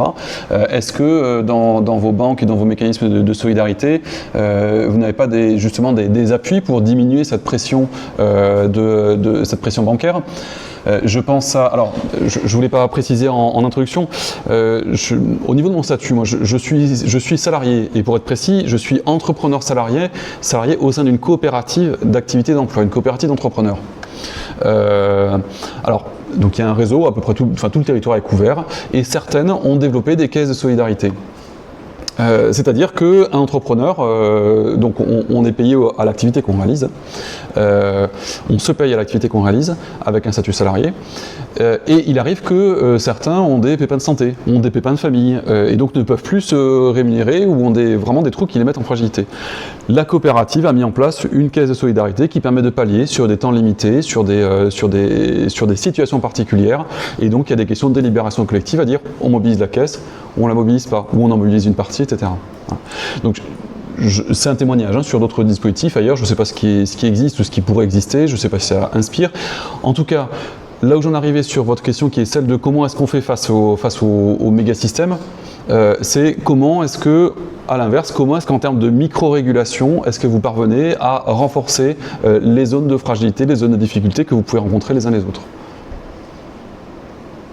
Et il y a la question de diversification de production, il y a la question de... sur le département du Gers, il y a quelques années, une bonne grosse paire, ça va peut-être même faire une 15 ou 20 ans, il y a 3-4 agriculteurs qui ont décidé de monter une coopérative de céréales bio, une des premières du territoire. Donc à 3 ou 4, on peut faire des choses aussi. Oui. Là, tu l'as dit, le progrès améliore la robustesse. Comment se positionner face à un progrès qui, quelque part, nous impose, et on sait qu'à partir de 2030, c'est 8,5 plus gros consommateurs d'électricité au monde. Cette consommation d'eau représentera à peu près 1,5 milliard de personnes. Je parle de l'IA et des data centers. Comment se positionner face à des choses comme ça qui, en même temps, arrivent, vont devenir les plus gros consommateurs en fait, de notre énergie planétaire? Comment se positionner face à ça, quelque part? Parce que nous, on parle de croissance, on parle de résilience, on parle de plein de choses. Mais en même temps, cette grosse machine qui arrive à grands pas, on le sait, tout le monde le sait, c'est elle qui va être la plus grosse consommatrice d'énergie au monde. Donc, est-ce que nous, de notre côté, on est obligé de faire une décroissance pour nous laisser de l'espace et de la place? Comment on se positionne par rapport à ça? Là, nous, on nous demande toujours d'être résilient, tu vois, il faut que tu changes tes ampoules chez toi parce qu'on consomme trop. Et d'un autre côté, on tombe dans un paradoxe qui est hallucinant. Quand tu vois les data centers, ce que ça apprend, quand tu vois l'intelligence artificielle, ce que ça demande. Et quelque part, est-ce qu'on nous a posé la question à un moment donné, est-ce que vous voulez tout ça? Donc tu vois, il y a ça aussi. Moi je suis d'accord, effectivement, il y a le capitalisme, et ça fait partie aussi un peu du capitalisme parce que ça va rapporter de l'argent, parce que c'est. Ben voilà, il y a des gens qui investissent, des gens très très riches qui investissent dedans parce qu'ils y croient, mais à quel moment on est concerté et pourquoi ouais, comment s'adapter à ça en fait? Et ça nous adapter à cette espèce d'évolution qui en fait va nous faire un peu régresser sur certaines choses quoi. C'est pour ça que le progrès améliore la robustesse aussi, la robustesse de quoi? Alors je reprécise parce que je suis vraiment passé trop rapidement, mes excuses très sincères. Le propos portait plutôt à repositionner l'enjeu de progrès aujourd'hui centré sur la performance, à le repositionner, et c'est une question d'imaginaire collectif, à le repositionner sur des enjeux de robustesse. Voilà. Donc, et là on a un enjeu culturel collectif. Sur la question du numérique, clairement, je vous parle de ma conviction profonde, n'utilisez pas l'IA. N'utilisez pas une IA qui, alors, 1, aspire vos données, 2, l'IA, qu'est-ce qu'elle fait? Elle fonctionne en mode statistique. Donc elle résonne avec le monde de la moyenne. Donc elle n'est absolument pas dans une logique de variabilité ou dans un registre de variabilité contrôlé, maîtrisé. Donc en tout cas, l'IA va à l'inverse des principes là, dont je vous parle. Par rapport à ce que tu dis, ça va à l'inverse, et en même temps, c'est quelque chose d'imposé. L'utilisation de l'IA, Je veux dire, l'utilisez pas ailleurs. moi j'utilise pas. Ouais, dans le tu vois, quelque part, c'est quelque chose qu'on nous impose, entre guillemets, et quand tu parles un petit peu de l'IA, de tout ça, avec des gens qui s'y sont intéressés, la réponse est toujours la même, ne l'utilisez pas. Donc tu vois, c'est quand même assez hallucinant. On parle d'IA toute la journée, et en même temps, tu échanges avec des gens comme toi qui se sont intéressés à ce que tu dis, ne l'utilisez pas. Là, on va vers un truc, en fait, qui nous fait de nos ressources, et on sait pertinemment qu'il ne faut pas l'utiliser. C'est pas grave. Alors on sait, tout le monde ne partage pas les réflexions que je partage moi aujourd'hui avec vous. Mais je vous invite à en être les ambassadeurs pour peut-être amplifier la surface de partage de ces idées, de ces visions et de ces perspectives-là. Maintenant, ce qui est vrai dans ce que vous dites, c'est la question de l'attention. Et est-ce que, effectivement, sortir d'un système, mettre un pas de côté d'un système, en fait, ça consiste à étirer les mailles du filet et ça met en tension. Et il y a des questions de posture. Est-ce que je continue à contribuer à ce monde dont je sais, dont je vois le mur, dont je sais où est-ce qu'on arrive, et est-ce que j'accepte d'y aller, ou est-ce que finalement, il y a des travails de tension qu'il faut savoir aussi gérer parce que le burn-out militant, c'est une réalité qui est documentée. Et donc on a de l'attention personnelle qui s'attaque. En tout cas, on est sur des questions de tension. Et je reviens encore une fois sur les principes de robustesse, des questions d'incohérence entre aujourd'hui, j'avance dans telle direction, dans tel monde, et en même temps, je pense qu'il faut pouvoir faire un pas de côté. Donc je suis sur un schéma incohérent. De toute façon, c'est la réalité du monde aujourd'hui. Donc là, tu viens de donner une réponse à ce que disait Cécile tout à l'heure, c'est que toi, en tant qu'individu, tu peux, par ta manière de te mettre un peu de côté, étirer le système et avoir un impact sur ce système dont tu as l'impression qu'il t'oppresse et qu'il te les règle, en fait, non. Le système dépend de toi, avant tout, il est posé sur toi, et c'est un peu ça que tu dis. Ça revient un peu à comment tu fais, quoi. Là, tu restes toi, Lionel. Tu restes un marginal.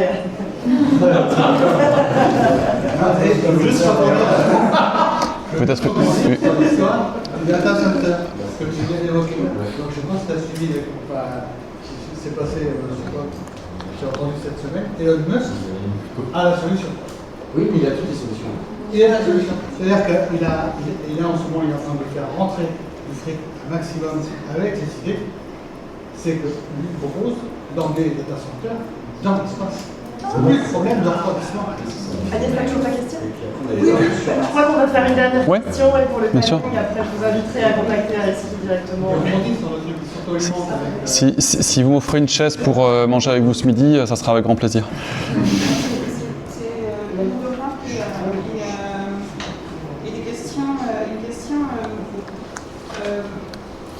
Sur le point, on savait et pourquoi et comment, on savait, mais on a vu le film Don't Look Up, il y a aussi un mécanisme de déni collectif qui est à l'œuvre, parce qu'on a tous envie d'avancer, d'une part, et d'autre part, parce que ce qui se profile c'est inquiétant, et pour terminer, on savait tellement bien que les principaux concepts issus du développement durable, ils ont été découvrés par le management, et ils ont été transformés en injonction à la performance.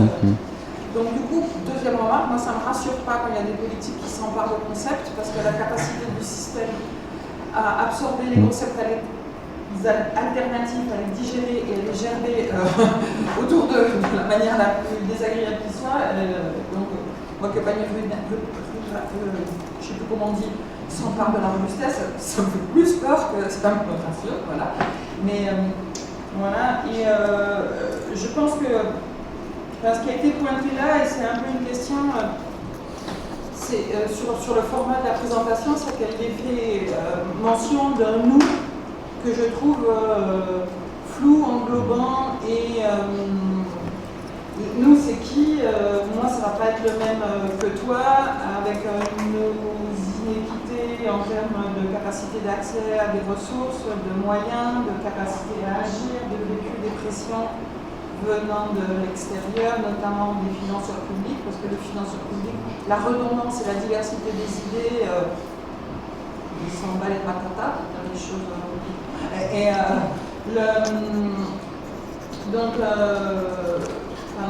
C'est peut-être une question que j'adresse autant aux collègues des CUMA, mais je me demande si les CUMA justement ne sont pas là pour résoudre la question d'inéquité, de mettre en place des mécanismes, comment est-ce qu'on travaille ce nous,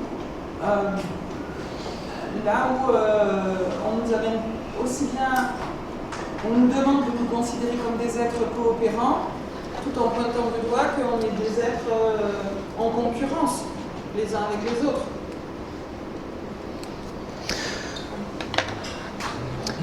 Alors, le monde fonctionne. Alors merci pour cette réflexion. Sur le volet politique, oui. Oui, le développement durable, il n'y a jamais eu autant d'exploitation des ressources naturelles que sous l'ère que depuis les années 90. On est assez clair là-dessus. Et pour autant, le développement, alors on vit d'espoir, hein. On vit, si on veut avancer, il faut bien qu'on essaie de construire des horizons désirables et donc on s'inspire de choses qui pour nous fonctionnent et qui sont les principes du vivant. Dans ces principes du vivant, on ne met pas les trois dimensions l'une à côté de l'autre et finalement on va essayer d'équilibrer entre les trois. On a bien un enjeu de hiérarchie.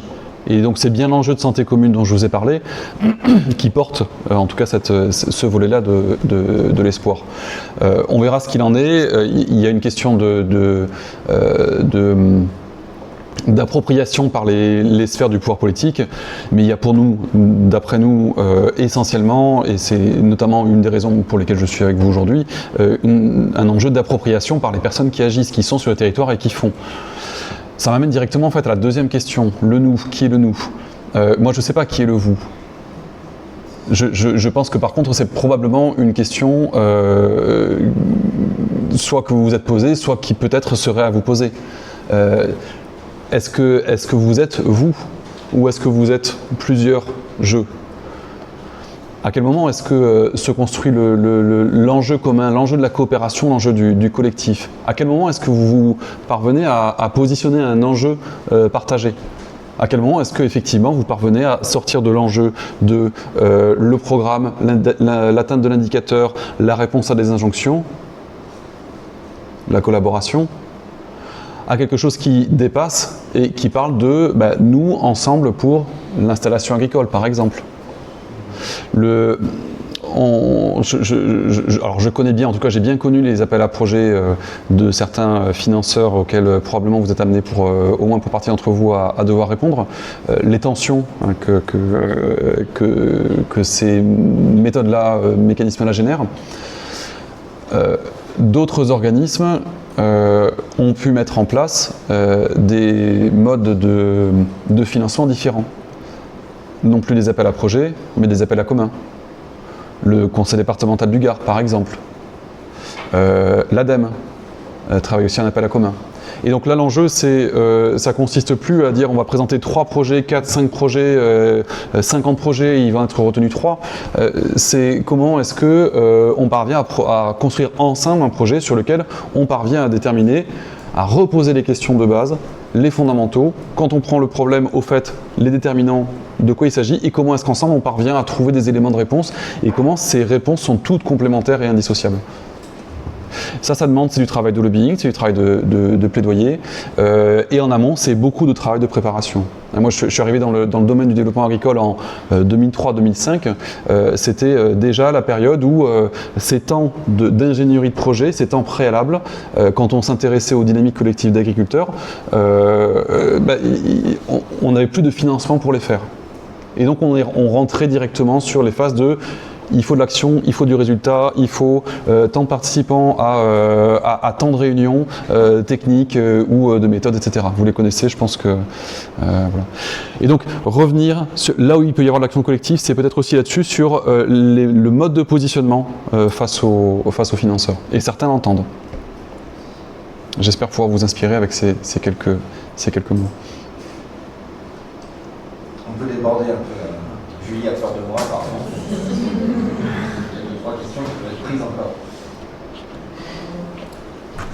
Je prends des notes. Alors, juste pour l'IA, j'entends, je comprends. Après, tout dépend sur comment on voit et comment on prend l'IA. Enfin, on a tous vécu, je pense certains, vu nos âges, l'arrivée d'Internet. Souvenez-vous ce qu'on disait de l'arrivée d'Internet, c'était la catastrophe. C'était quelque chose qui a nous vampirisé. Moi, j'entends les mêmes choses aujourd'hui sur l'IA qu'on entendait il y a des années sur Internet. Prenons tous ces choses, tous ces éléments comme des outils. Évidemment, l'IA, c'est générateur du meilleur, mais comme du pire. Quand on parle d'IA dans le médical, d'IA dans certaines applications, on peut te dire que ce n'est pas une avancée, c'est top. Mais il faut surtout le ranger et le rabaisser, tout ça, il faut le rabaisser à la notion d'un outil. Et savoir pourquoi on utilise à ce moment-là une IA, telle IA, pour quoi faire, et ne pas non plus, en effet, il ne faut pas que ces gens soient meilleurs amis, lui confier tous les aspects de notre vie, et là, du coup, avec tous les risques sociaux qui détournent. Mais j'ai pas la même crainte que vous, le côté catégorique du non à l'IA.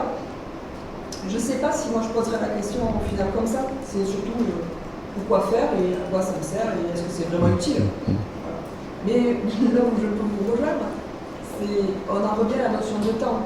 Ce que je vais vous dire spontanément, moi l'IA je m'en sers aujourd'hui comme un outil pour me faire gagner du temps. On en revient, je boucle à la notion, mais je gagne. Pourquoi je cherche à gagner du temps? Mais il faut être plus performant. Pourquoi je suis performant? Je cherche à être performant parce qu'aujourd'hui, tous nos modèles, toutes nos structures sont basées sur une notion de chiffre d'affaires, d'équilibre de bilan. Il faut que je fasse un compte des résultats équilibré. Donc, il faut tout bousculer. Moi, je suis d'accord pour tout bousculer, mais c'est compliqué. Tout ce qu'on arrive à travailler. Donc, Lausanne Aventure. Ah, oui, je vais peut-être prendre deux ou trois interventions. Et, Madame, vous aviez levé la main? Oui, je voulais dire que par rapport à l'exposé qui a été fait, je pense que la difficulté, ça génère aussi l'opportunité. C'est-à-dire que quand on est dans un environnement très bousculé et complexe, je crois que ça génère des opportunités. C'est-à-dire que ça peut aussi scléroser. Et je pense que le collectif permet d'enlever cette partie justement de peur qui nous sclérose quand on est seul face aux difficultés. Et donc peut-être nous, on a aussi des opportunités à travailler alors qu'on est dans un environnement très complexe. On touche du doigt sur les exploitations, dans nos climats, dans nos filtrations, etc. Parce qu'on est une chaîne. Voilà. Et du coup, je pense qu'effectivement, de se reposer la question de la robustesse, ça peut nous permettre dans des temps comme nous traversons très complexes. Moi, je crois que c'est le collectif qui va pouvoir, quelque part, la difficulté, ça peut être aussi des opportunités réelles. Et il faut s'en saisir. C'est le temps, le bon timing peut-être.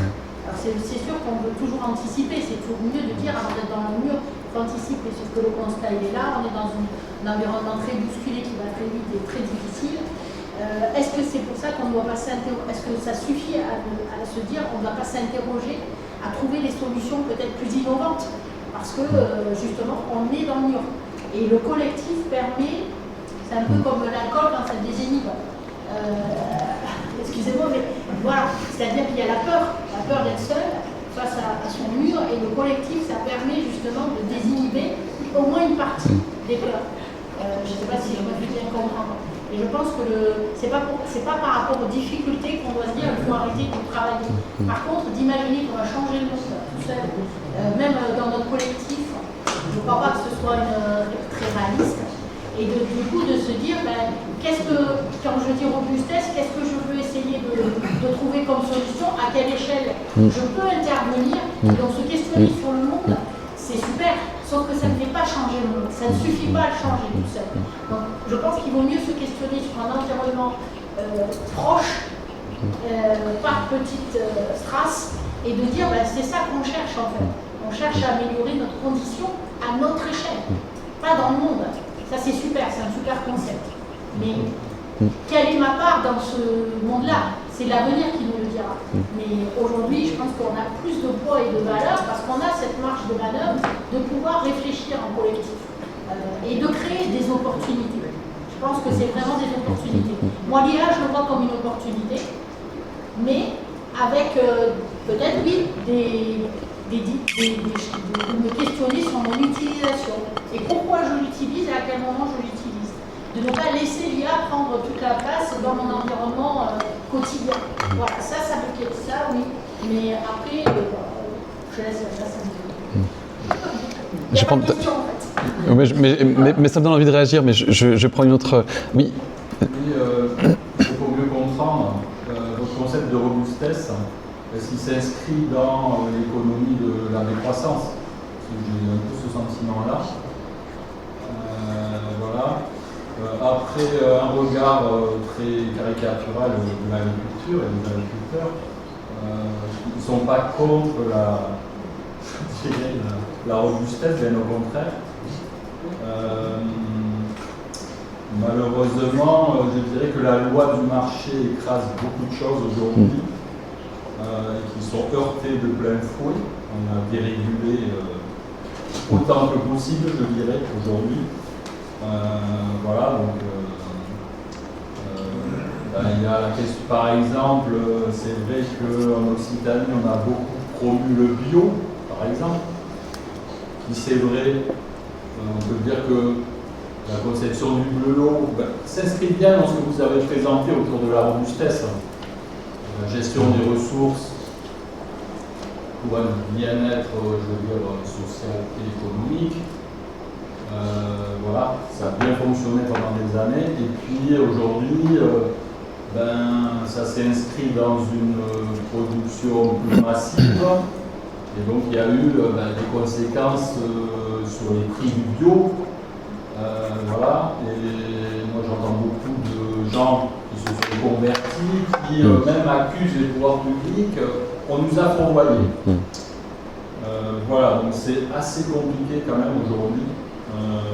Je suis d'accord avec l'approche qui a été mentionnée juste avant, c'est-à-dire de voir chacun dans son organisation comment on peut traduire ce concept sans imaginer des choses trop ambitieuses.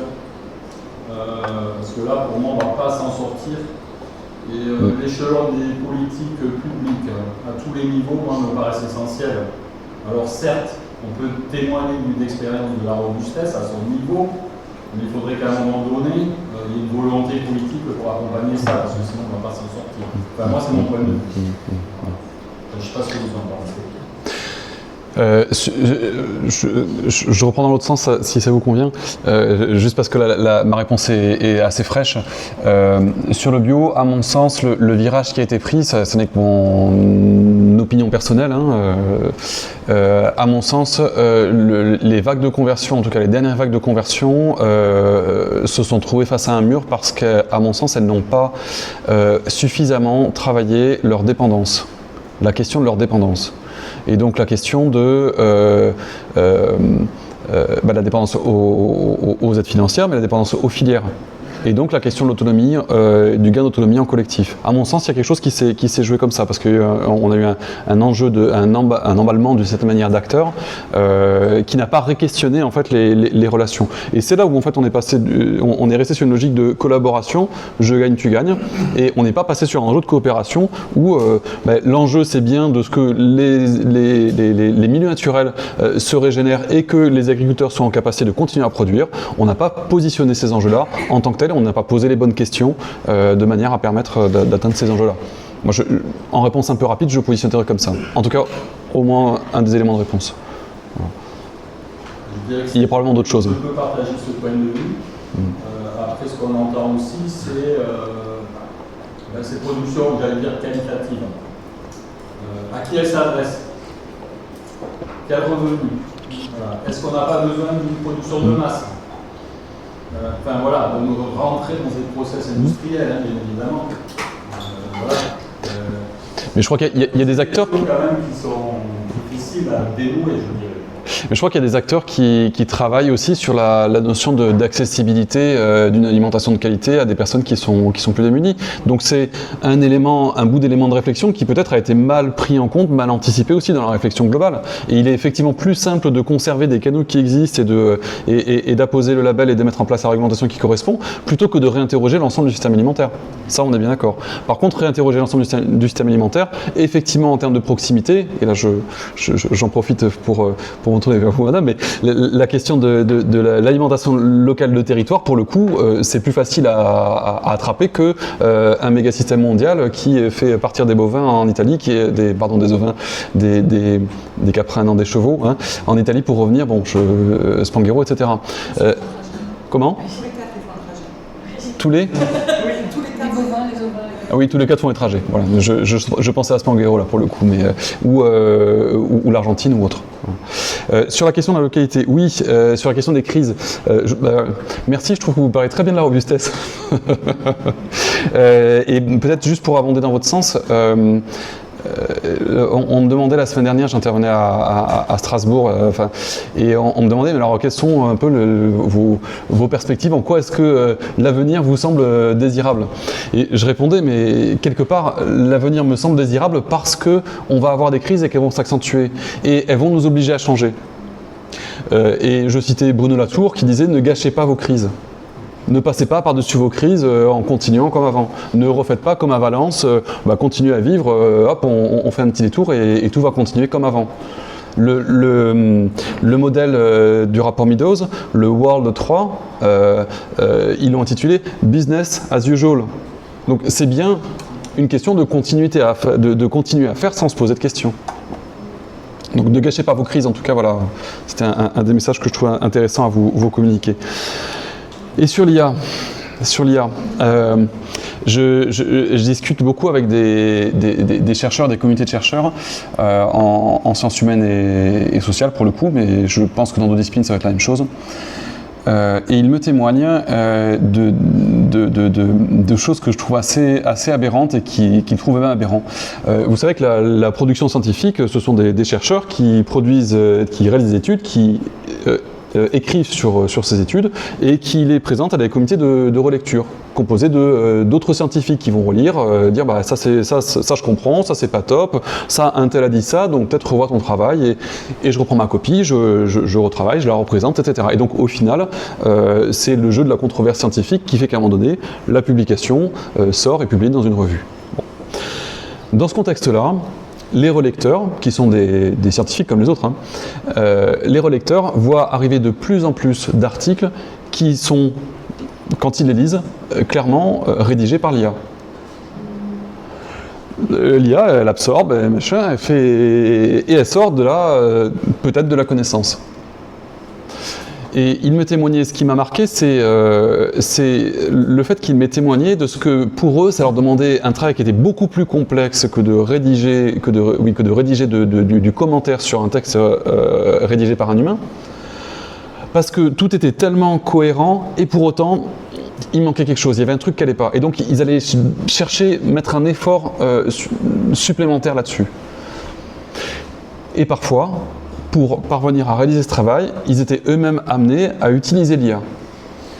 Alors, ça m'a fait penser, il y a quelques années, ça devait être au moment aux années Covid, il me semble, je suis plus très sûr. Vous savez, les assistants de rencontres sur les sites de rencontres où les dames sont très souvent sollicitées et donc il y a eu des propositions logicielles qui ont dit on va prendre ton profil et puis on va présélectionner les demandes de rencontres que tu peux avoir. Et donc elles avaient un assistant IA qui était installé dans leur offre. Je ne sais plus quel était le nom du logiciel.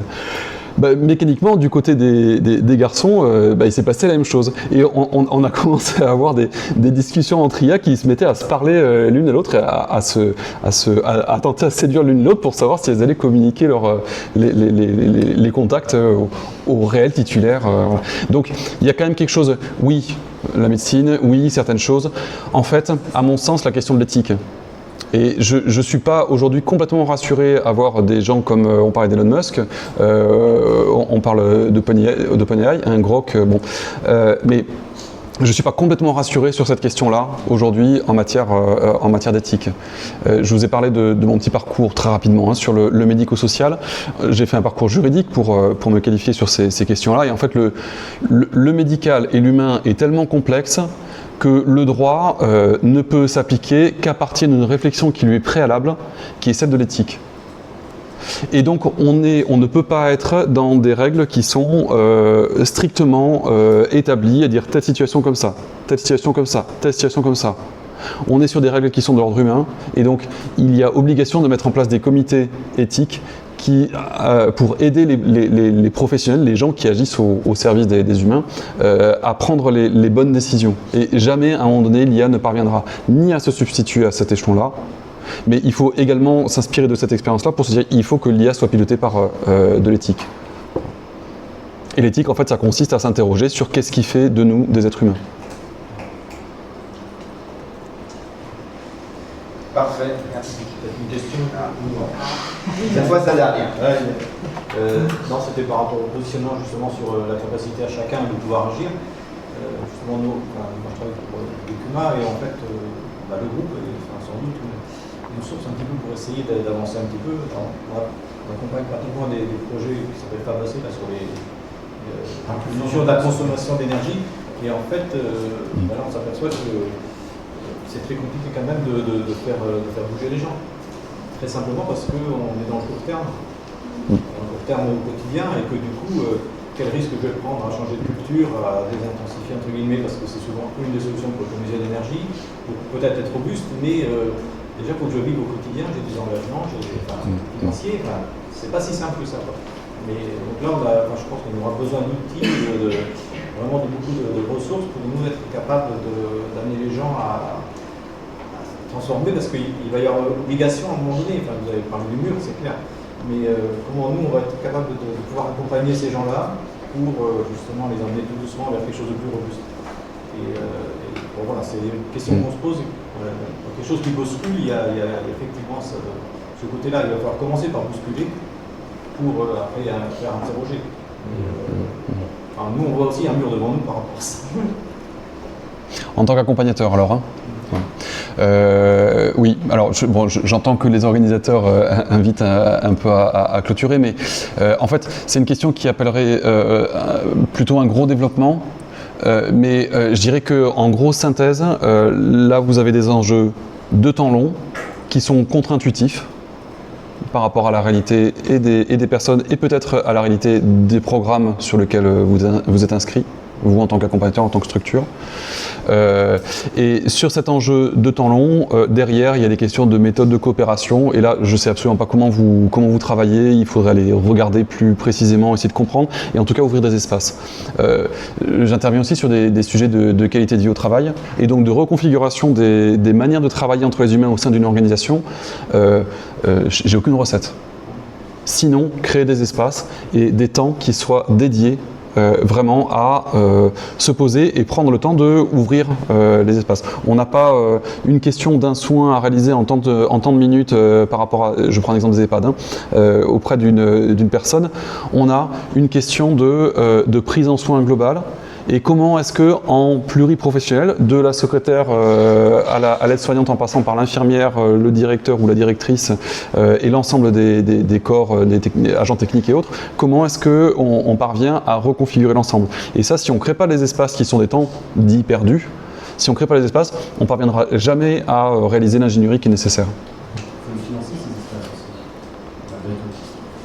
Alors pour le coup, dans le domaine du soin et de la santé, les ARS préfèrent financer des interventions ou des interventions externes plutôt que des structures. Mais effectivement, ça pose des questions. Merci. Merci énormément, Alexis. On peut l'applaudir enfin. Merci à vous.